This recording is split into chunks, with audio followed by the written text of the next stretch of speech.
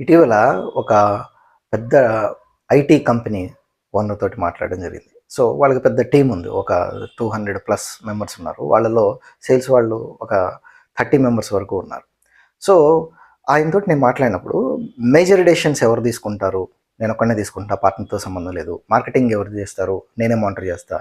Sales ఎవరు monitor చేస్తారు? నేనే మానిటర్ చేస్తా. మీకింత పెద్ద టీమ్ ఉంది గదా! ఉన్నారు. కానీ మనం లేకపోతే పనవ్వదు. మొత్తం మనమే చూసుకుంటాం. So, day to day decisions ఎవరు తీసుకుంటారంటే ఎవ్రీడే నాతో మీటింగ్ అవుతారు ప్రతి ఒక్కళ్ళు.